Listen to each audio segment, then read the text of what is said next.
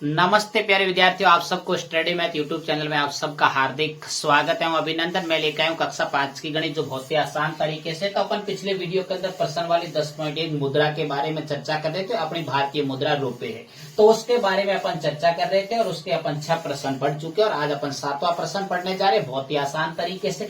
चलिए आइए सबसे पहले प्रश्न की शुरुआत करते हैं कि प्रश्न के अंदर क्या दिया गया है और अपन को क्या पूछा गया। ये अगर बच्चे को समझ में आ गया तो हल तो बहुत ही आसान तरीके से कर सकते हो आप। तो चलिए आइए प्रश्न को भली भांति समझते हैं कि एक फल विक्रेता 35,916 रुपए लेकर फल मंडी गया। मतलब कि एक जो फल विक्रेता है उसके पास में 35,916 रुपए लेकर फल मंडी गया। उसने 12,763 रुपए और 30 पैसे के सेव खरीदे, 13,243 रुपए और 30 पैसे के अंगूर तथा 947 रुपए 25 पैसे के केले खरीदे। बताओ उसके पास अब कितनी राशि शेष बची। देखो इस प्रश्न को कैसे करना है कि उस अपने के पास में जो कुल उस फल विक्रेता के पास पैसे हैं वो भी दे रखे हैं। उसके बाद में उसने जो कुछ जितने फल खरीदे उन फलों का तो अपन को क्या करना है, योग करके अगर कुल जो रुपए दे रखे उसमें से अगर अपन घटा देंगे तो अपने पास में जो उसके पास शेष राशि बची है वो प्राप्त हो जाएगी। बस ये प्रश्न को अपन को समझना है, क्योंकि आप पास कक्षा 5वीं बोर्ड के अंदर नन्हे मुन्ने बच्चे हो। इन नन्हे मुन्ने बच्चों को ये बात समझ में सबसे पहले आनी जरूरी है कि हर समय जब भी आप एग्जाम देने जाओ तो सबसे पहले प्रश्न को समझो। ये देख के मत घबराओ कि सर इतना बड़ा प्रश्न है और हम नहीं कर पाएंगे। आप कर पाओगे बिल्कुल। आप सबसे पहले क्या करो, इस प्रश्न को अच्छे से समझो कि प्रश्न के अंदर क्या दिया गया और क्या अपन को पूछा गया है। चलिए आइए अपन हल की शुरुआत करते हैं, क्योंकि कक्षा 5 बोर्ड है और बोर्ड के अंदर आपको अच्छे से पूर्ण विधि से YouTube पर आपको बहुत सारे वीडियो मिलेंगे जो सीधे सीधे डायरेक्ट आपको जोड़ करवा के सीधा घटा के बता देते हैं और जिससे आपको कुछ समझ में नहीं आता है। तो मैं आपको बिल्कुल पूर्ण विधि से और पूर्ण विस्तार से आपको हल करके दिखाऊंगा। और पूर्ण विधि से और पूर्ण विस्तार से अगर आपको सीखना है तो हमारे चैनल से जुड़िए, स्टडी मैथ यूट्यूब चैनल से। हर एक एक प्रश्न आपको पूर्ण विधि से करवाऊंगा। तो इसको जुड़ने के लिए आपको मेरे चैनल को सब्सक्राइब करना पड़ेगा, जिससे कि हर नोटिफिकेशन आपके पास में सबसे पहले पहुंचे। चलिए अब उसके बाद में अपन शुरुआत करते हैं कि एक पहले तो लिखेंगे, इसको पूर्ण भाषा के साथ में लिखेंगे कि एक फल विक्रेता के पास कुल राशि। तो अपन सबसे पहले लिखेंगे एक फल विक्रेता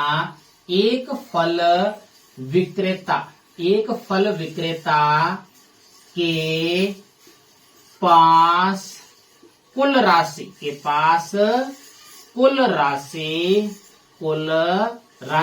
तो अपने एक फल विक्रेता है, उसके पास में अपने को कुल राशि दे रखी है 35,916 रुपए।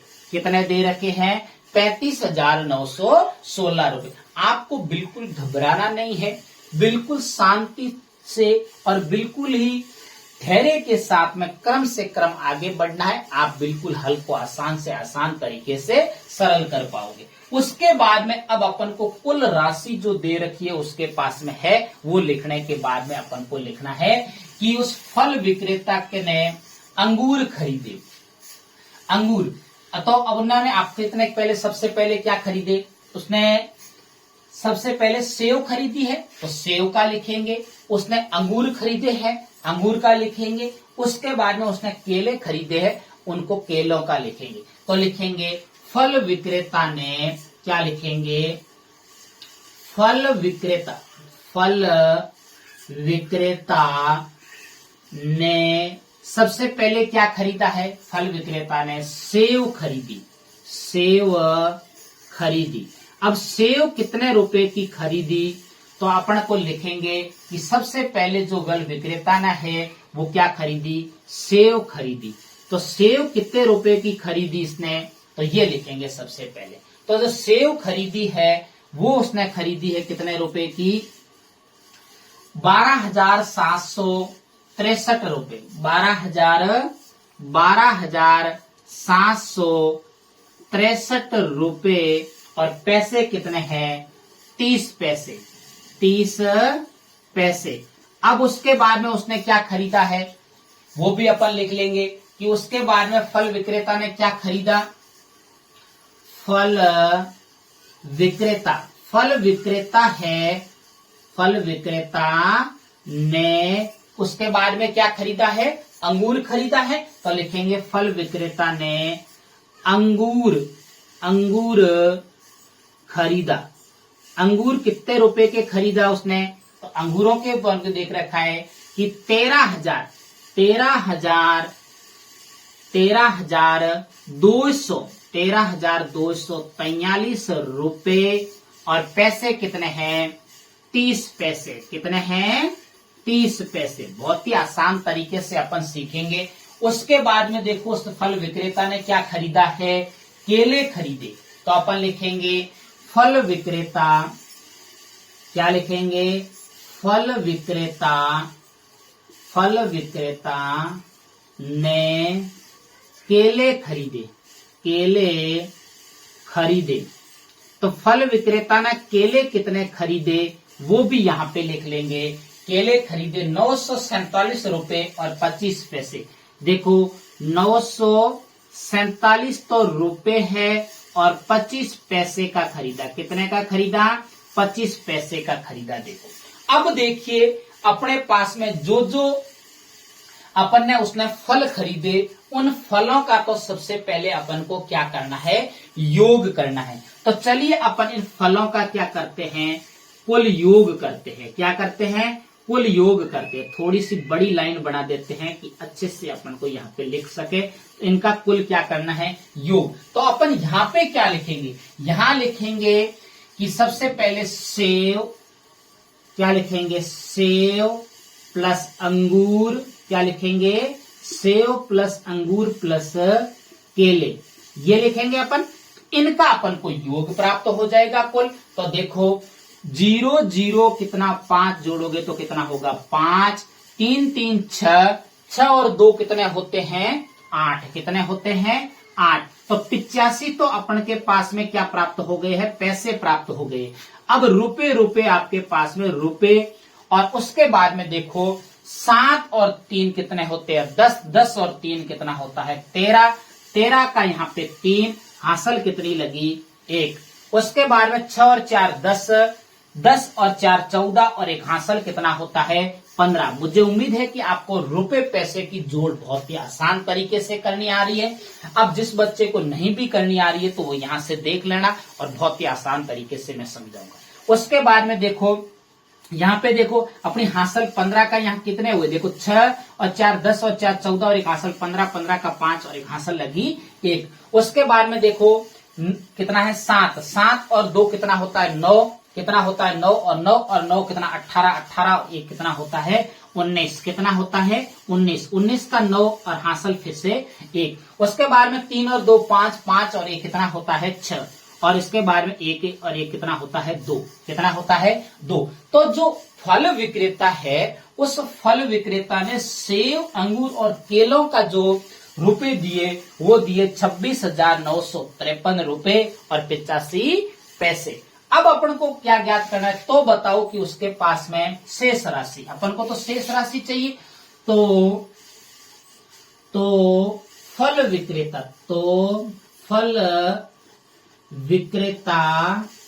विक्रेता के पास शेष राशि।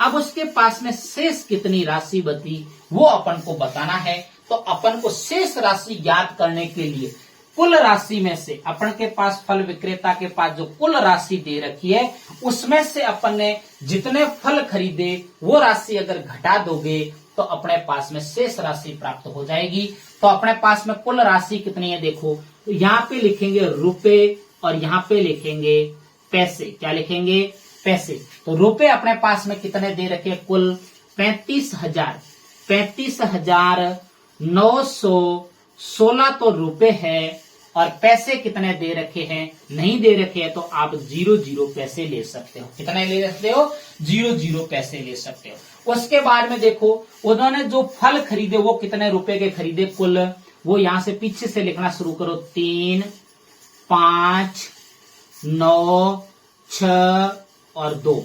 और पैसे कितने हैं, 85 पैसे। कितने हैं? 85 पैसे।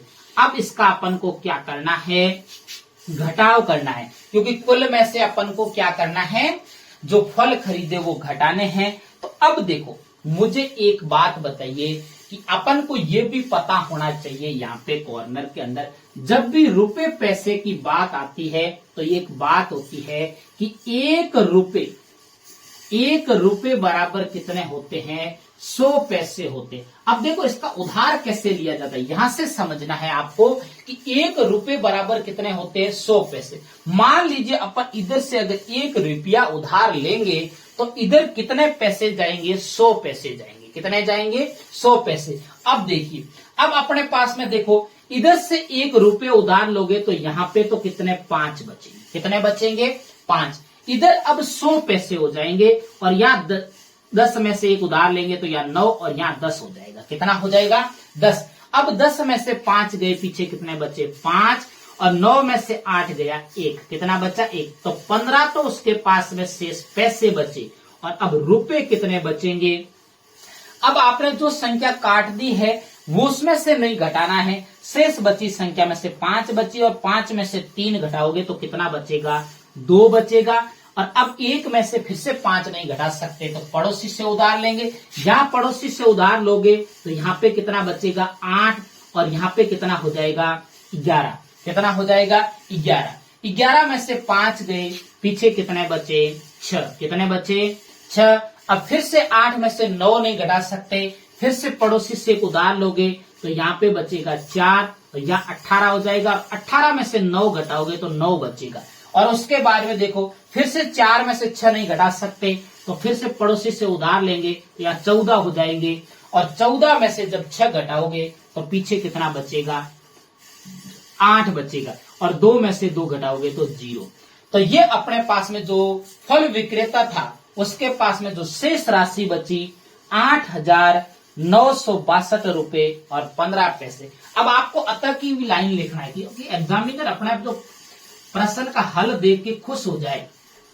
अतः फल